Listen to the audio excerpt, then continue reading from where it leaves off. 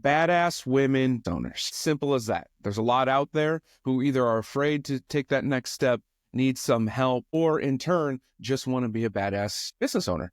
And today we have not only an expert in helping that, but an Amazon bestselling author as well, as of recently. So we'll dive into all of that. But without further ado, Audrey Faust, welcome to the show. And I'm really excited because both of what we do deals with women and business owners, and it's going to be an excellent discussion today. Thank you so much for having me. I'm so happy to be here and chat with you and help women create financial future for themselves. Let's not tease it too long. What's the name of your book? Okay.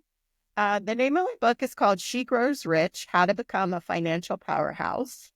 And it's a little bit of my story of how, like a rags to riches story, and as well as a how-to guide. Really how I built my wealth from nothing to $2.5 million net worth. Well, let's get into it. Let's start with the rags, right? Majority, the badass people I know came from rags. Like, let's just be real. Right. It came from something. We struggled, we grinded, and we got to where we're at. So let's start with your story. Okay, great. Yeah. So I guess my pivotal moment was I was 27 years old. I had two very young children under the age of 2, under tow. And I had recently taken a class to learn how to do tax returns and was working in a tax return place because it was a great job for me to work in the evenings. At that time, I did not have a college degree, and I was working doing administrative work before my children. And I found myself in this situation where I needed to make money. And I'm like, okay, well, accounting, I was always good at accounting. So I took this tax class. I'm like, let me try this. And the story that happened is when I did my own tax return, got this huge refund. And at first I was like super excited. Okay. I was like, oh yeah, it's like this feedback. Wait, and then I'm like, well, maybe I did something wrong. So I'm like looking through it and all of it. And I realized that I was getting what was called an earned income tax credit. And people who are on the poverty line, it's an earned income tax credit is given to those people on the poverty line because they need a little extra help. And although I was happy I was getting the money, it was a really upsetting moment for me. My mom had always told me, make sure you can, support yourself, because she was in a marriage that she was unhappy. My dad suffered from mental illness, and my mom could not financially support herself on her own. Not that my dad had any kind of money, but they were just getting by themselves, and they definitely couldn't survive on their own. And she tried to ingrain that in me. Make sure you can always support yourself. And those words came flooding back to me when my husband and I were making $24,000 a year when we got that earned income tax credit with 2 children. And I was like, oh my gosh, I'm right where she told me not to be. Like, I couldn't support myself if I wanted to at that point. And I'm still married to the same person. I'm still in a happy marriage, but like not having that freedom, like, is scary, right? To be like, well, things could happen. And I realized at that moment that I had to change, that I had to be able to support myself, and I had to show my kids a better life too, right? I didn't want to be in this place. So slowly but surely, I went back to school and got my degree in accounting. But even making that decision was challenging because I had a brother who told me on the regular, an older brother, that I was not smart and I was stupid. And one of the reasons I didn't go to college out of high school because I didn't think I was smart enough to go. But I was faced with that decision at that moment, and I was like, well, I have to do something. So I'll give college a try. And I succeeded in college and did well. But, at that time, you can definitely support yourself doing other things. But at that time, that was the only way I knew how to improve my financial situation, is to go back to school and get a degree. So I could, at some point, stand on my own 2 feet if I needed to. you got to the point of like fight or flight, essentially, right? Yeah. Yes, you're what your mother told you, and then that situation going, oh crap, this is who we are, and your fight or flight kicked in. Was there ever a time where the flight side happened where you didn't want to fight and you were just like, screw it, this is my life and this is it? Or was it always like, shit, recognized it and we have to do something else? Yeah. Well, that's a good question. I mean, obviously, it took me time to go back to school. So things didn't change overnight, right? I still did part-time jobs and tried to help add to the family income. But I felt like I was making progress, though. Like, I wasn't just going to sit there and be like, this is, like you said, this is my life. I realized at that moment that wasn't who I am. You know, like I was raised to be independent and stand on my own 2 feet. And at that time in my life, I didn't feel like I could. There's a lot of women minorities. I usually group them together because there's some similar issues, we'll say mental health wise and things that they had to overcome. But a lot of people listening or around, and I know that I work with, and I'm sure you work with, are at that point of like, they need to see something happen, right? And you had just said it doesn't happen overnight. And I'm so glad you said that, because Yeah. that's just not how it works at all.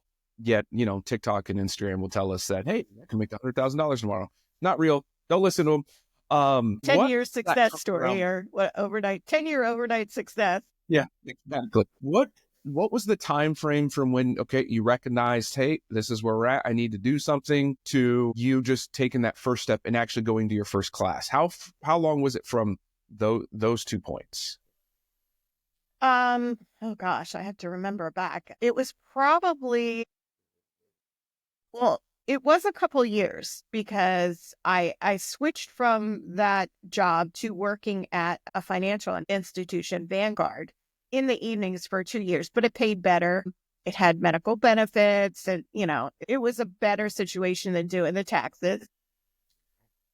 So it was probably like an additional 2 years till I actually went back to school because it was hard. I had 2 little kids and then a third came along. I had 3 little kids, but I worked at Vanguard for like 2.5 years. And then I said, you know what? I'm doing this. I'm leaving. I left Vanguard to go back to school. Um, and then I also, since I was taking accounting courses, started my own bookkeeping business while I was going to school and raising 3 children. So, like it wasn't enough. Not do everything all at once. I mean, just why not? Of course. So, yeah, so that helped with the income coming in, and it gave me the flexibility with the young kids that I needed.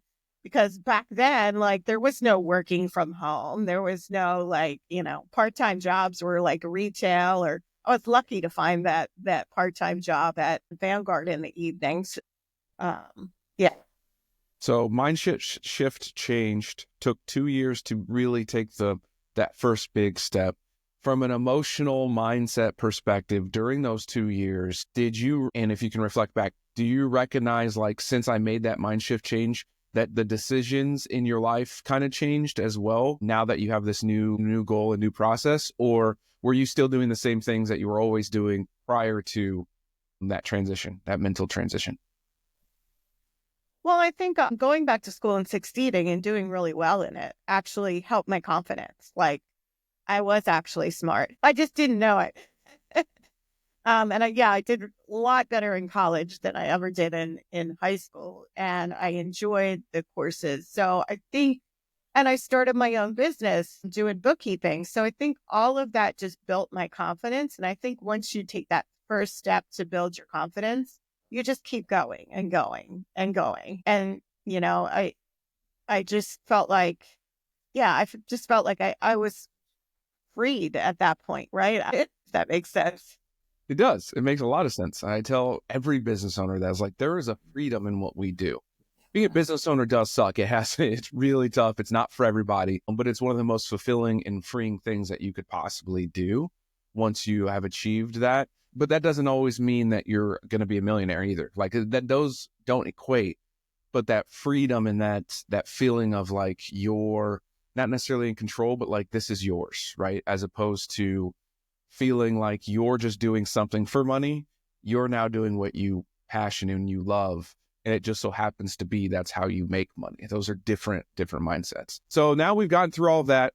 Now you got your degree, you started bookkeeping, which by the way is still needed, and I'm sure we'll jump into that. Now what? Like now we have a whole business, now fractional CFO work, you have your book. What changed from those clients starting in the bookkeeping to now? What's your client makeup look like? Who are they and what are they? No, so there's a lot of story in there. So I did my bookkeeping business while I was getting my degree. And when I finished my bachelor's degree, I now have my MBA as well. But when I finished my bachelor's degree, shortly after that, I would say it was a couple of years, one of my bookkeeping clients asked me to come on board as his controller full time and walk away from the bookkeeping business, and in turn would give me an opportunity to create my own like accounting department. He was growing super fast, and I kind of knew I either had to walk away from that client or step on board full time because it was just beginning to be too much because I had other clients in my bookkeeping business. So I thought long and hard. It wasn't an easy decision because, you are giving up some freedom when you go work full time for somebody. But I also saw it as a really great opportunity for me to really learn and grow and develop my skills as a controller and a CFO that I might not have the opportunity to do in the current business structure. So I did. I took the leap, went back to corporate. My kids were older now, so, it didn't need as much flexibility as I did before. Like they could be home alone if necessary.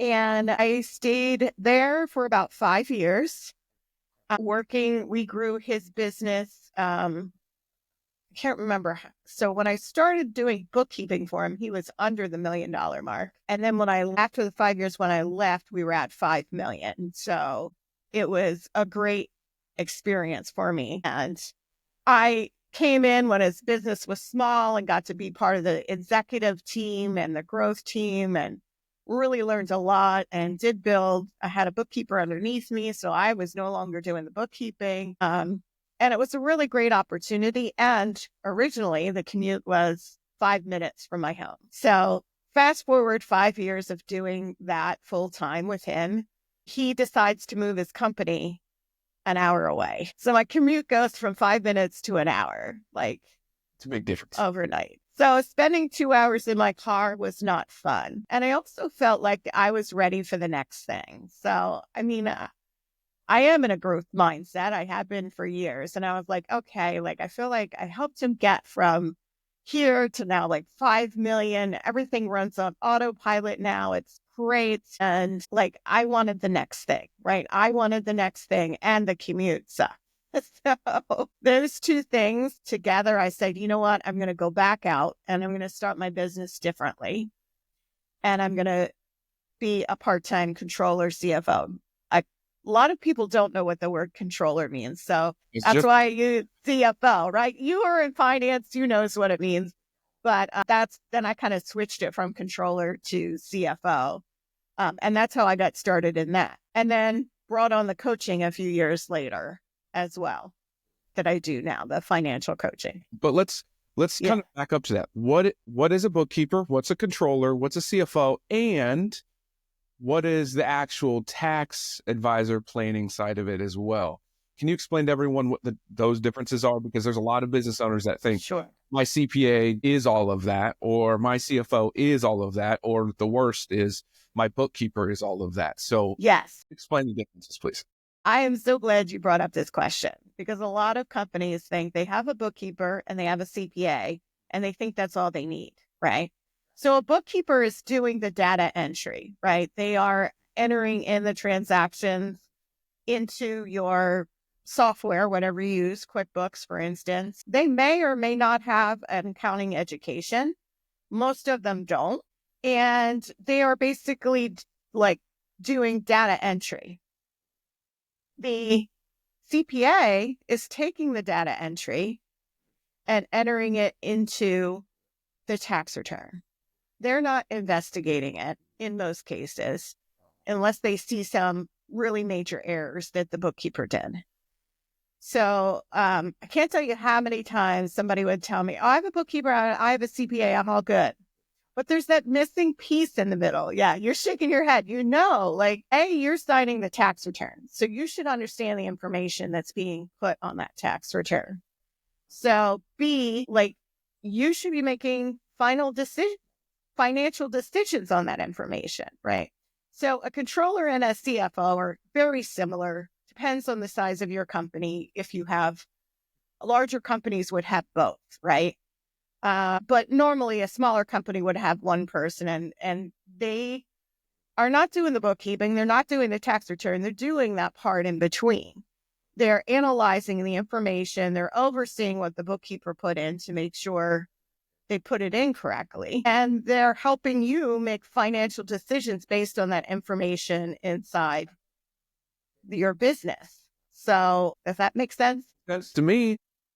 I try to simplify it with everyone is like, okay, so your bookkeeper is all data entry, putting your numbers in, right? That's what happens. Your controller, CFO, again, depending on size and all those things, is helping you with the visionary piece, both forecasting and looking back and putting those together so that way the next decision can be made, right? And then your accountant, CPA, or whatever is doing the tax prep part of it.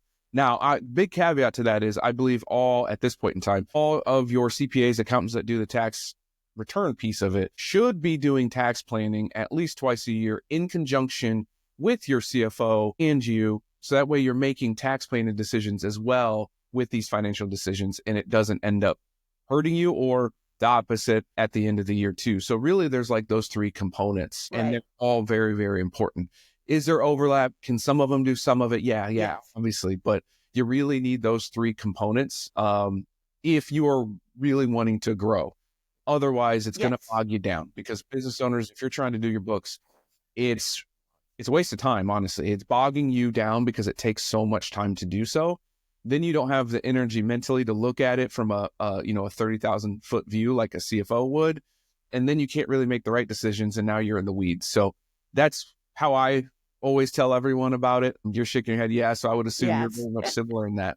Yeah, exactly. It's just sometimes if you're super small, you are doing the bookkeeping, and that's okay. But you're also getting an education, right? By seeing the numbers. And then a lot of times when people get to the point where they can hire the bookkeeper, they think they don't ever have to look at the numbers again. So I know. But that's wrong. You get to look at the numbers now from that 30-foot view, right? You get to look at them, run financial reports, make sure everything in there is where it's supposed to be. I have a story, actually. So this was a multi-six-figure business owner, and she was struggling with her cash flow. She came to me, and I said, all right, well, let's pull your numbers up. Let's take a look. The answers are always in the numbers. So two things we found. I looked at her owner's draws, distributions, and I thought she was telling me that she wasn't taking any money out of her distributions. And I saw the number there. There's a fair amount there. So when we looked in there were things that her bookkeeper was putting in there, assuming they were personal expenses, and they weren't. So that means they weren't getting written off as on her tax return. For those of you, and you're saying you understand, but a lot of people don't understand. They weren't getting written off on tax return. There was over $10,000 of expenses in there that weren't getting written off on her tax return. Luckily, she called me and we dove into this and we caught it before her tax return was done. What's going to be like $2,500 in taxes that she was going to be paying that she didn't need to pay because her bookkeeper wasn't asking questions and she wasn't looking at her numbers. And then another story with her same girl with her cash flow, the same situation. I said, okay, well, let's take a look at your cash flow now. And she had a full-time person working with her, just one full-time employee. And I said, and she billed out this employee's hours. And I said, well, how many hours is she working? That information wasn't in her QuickBooks. And she pulled it up somewhere else and she was like, we're only really billing like 20 hours a week. from her, and she's a full-time salary. And I was like, for like months and months and months, it wasn't just like 1 week. And I said, okay, well, you got some hard decisions to make here. You need to either cut her back to part-time or talk to her or figure out a way to get her more work. So ironically, after she talked to her employee, all of a sudden her employee started finding more work, like through their current client base. They have a lot of retainers, and she was then brought her hours up to like 30 or 32 as average. So, I mean, that's another instance where the employee was thinking, oh, I only have to work 20 hours. Nobody's paying attention. And, and that's going to hurt the cash flow. She's not even able to like cover her salary at that point. So, I mean, that's just another situation that I was kind of able to like, just by looking at her numbers and analyzing them with her, we were able to see and understand. And really, it was huge amounts of discovery just from, working with me for like an hour and a half. And everybody, So, that's like the CFO role. Like that's yeah, their job. Legitimately, it's not the bookkeeper's job. Now, you would hope that they would ask the questions to make sure it's right. spot. Yes.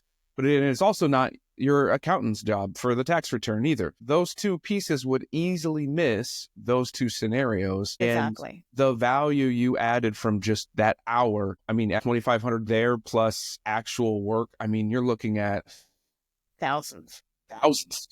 Yeah. Maybe 20, 30,000 easily. And that was just from the hour, let alone like we as business owners, we go through a lot of things. There's a lot of things going through our brains always, and things will slip. There will be opportunities that may be missed if you're not able to have someone or yourself just kind of like step back and go, okay, where are these things? What's going on? What decisions are being made? What's coming down the pipe that I know is going to happen? And then what's coming down the pipe that could happen that I don't know of, right? And that's where having that CFO, and I believe more, depending on your size, having more of a external CFO that isn't necessarily tied in day to day, because we also then have other experiences from clients that we can see that if someone's just in your business only, they won't have that ability either. So I think it's important to always have like some outsourced stuff. Again, depending on your size. When you get too big, then it, like you did, like it's too big, it doesn't make sense. Yeah. And like, if you get to a point like, CFOs are not inexpensive. Having a full-time CFO on staff, you're talking about $250,000 salary a year, give or take, depending on the level of CFO or, controller or whatever. It could be that expensive. So having a fractional CFO like myself is a lot more feasible for a smaller business that's, 7 figures, seven figures in that range. Yeah, absolutely. Working with a bunch of women business owners in general, what do you feel and what have you learned is the hardest part for them to become successful? What is it that's stopping them from, really exponentially growing? Have you found? I know we're generalizing a little bit, but like name off a couple. In a general perspective, I want to say the word confidence, but it's some people, I don't know if they get offended, but they're like, oh, I have a lot of confidence, right? But sometimes we like hold ourselves back as women, and we may not see it as confidence, or we may see it as fear, or we may see it as lack of knowledge. A lot of women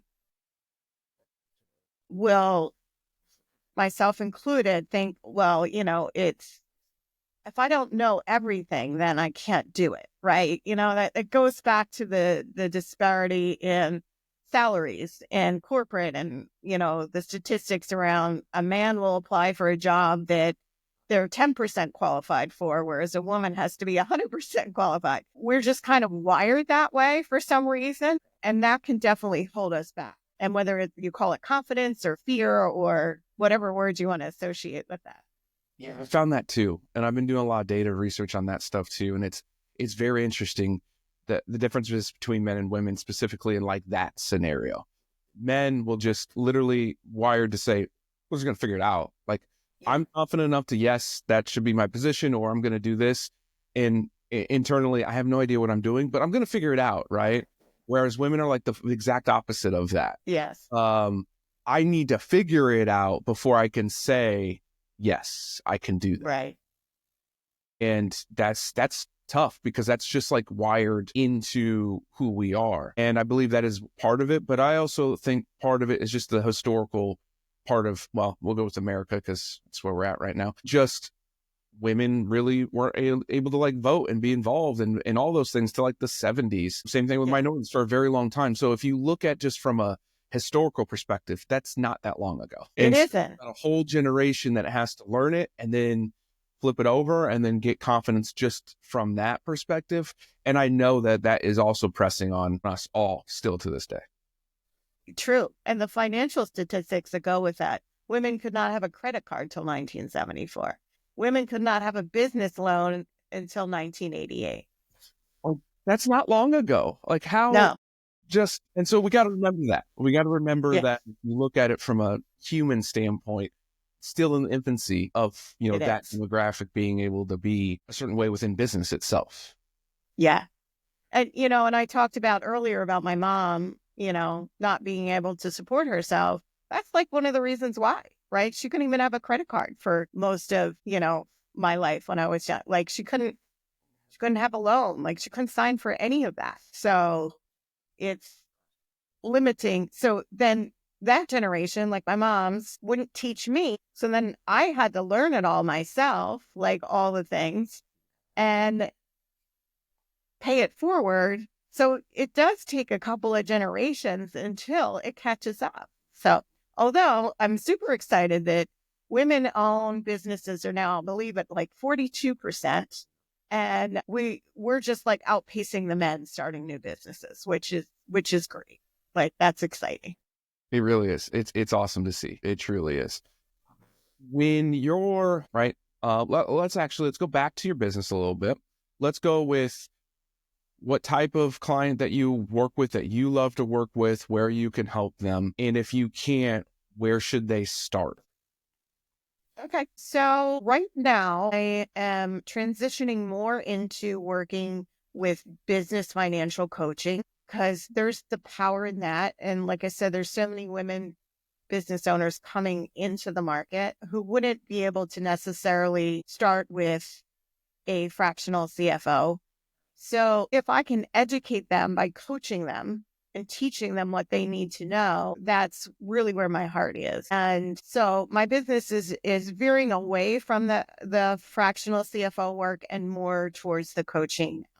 So that's how I help women. I have a course and I have a half a VIP day because both of those can be accessible to just about anybody to get more education. And that's kind of where I've landed just this year in 2025 of I want to be accessible to anyone to educate them. And that's one of the reasons I wrote the book. Now that's on personal finance versus business finance. But again, I'm just all about, and I know you are too, empowering women to become financially independent. Yeah, agreed. 100% agreed. And what I've learned in the business of, the family office side of things is between men and women specifically is women want to know it all, but then eventually don't want to do it and just will trust and just go with that. Whereas men, once they figure it out, well, then they think they can just do it, or they're always going to try to find that next person and just keep paying and like firing and paying and firing. There's a huge loyalty difference of what I have found, which is incredible, because if you look at a long-term history of any company, it's the loyal and that culture that sticks that allows them to be around for 100 years.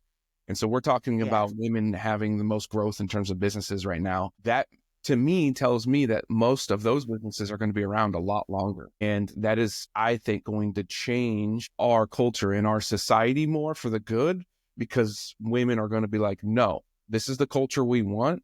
This is the loyalty I have. And it is not about the money. It is not about me making $150 million a year while my staff makes, 300th of that or something like that. So I really am excited for that perspective. But, that's like 2-3 decades before we can actually see those numbers on that. But as we wrap this up, I ask every guest this one question towards the end. Well, two technically, but you already answered the first one. The first one I always ask is, what's your first money memory? And you brought that up with your mother. So I didn't even have to ask. You already did it. The second one is, as everyone's listening today, what is one piece of advice, strategy, action step that they can take from you today that would allow them to take that first next step forward? Because at the end of the day, this episode and this podcast is designed to say, hey, have the confidence, take that first step. Because you take that first step, that second one's a little easier. I can only have one. Let's go with one. Maybe we'll feed it. Okay. So if you're a woman business owner, like, kind of like what we already talked about, don't let fear stop you. Don't let not knowing stop you. Just take the first step to kind of understand the numbers that are in your business and making sure you're looking at them on a monthly basis. So another fun fact, business owners are 80% more successful if they understand and look at their financial information on a monthly basis. So, that's one of the things that I love to like share, like just do it. Just kind of take a look and become educated. I also offer a lot of I offer a free boot camp every other month. So like, come join that, come learn. And the other thing is I'm going to say, it's making sure you're keeping your business and your personal money separate. So you should have a business card, credit card, and checking account, and a personal credit card and checking account, and keeping them separate and not commingling for tax reasons and for liability reasons. Because a lot of people now, they're starting LLCs to protect their personal liabilities, but if they're commingling the funds, that protection goes away. And nobody tells them that. They don't understand that. So that's probably one of the things I see a lot of is, and when I would start working, I'm like, okay, first thing we're doing, like, let's separate this so we can get real true numbers of what your business is doing. Yeah, I wholeheartedly agree to those, both of those. And the second one's even probably more important than many think to do. And is it a pain in the butt that when you need to take a personal distribution that you have to then transfer it to one account and move it? Yes, it is, but you need to do it the right way. Because if you don't do it the right way, it's now a cluster and it'll probably cost you more for your accountant or whoever to fix it and to clean it up. So you might as well just start now. And I appreciate you. Point. And as always, I always tell everyone, hey, reach out to us, DM us, email us, whatever it takes, because communication is key for us, one, to provide better content, but two, to actually help you in where you're at. So that way, you're not alone. If you don't reach out, we won't know. And I don't care about the like, share, comment stuff of an algorithm perspective, but that's the way we know you're listening and we can help you. Reach out to us. Go get her book. Amazon, right? We'll have the link somewhere. Yes. I don't know what. Amazon, She Grows Rich, Audrey Faust. And we'll get the Kindle version or the hard copy or the paperback. Any version you like. Audio version will be out in the fall, hopefully. Your voice? Yes. Nice. I'm terrified to do my own book. That's a different topic, different story, different episode. But without further ado, I appreciate you and everything you do. Everyone, reach out to us so we can help you. Thank you.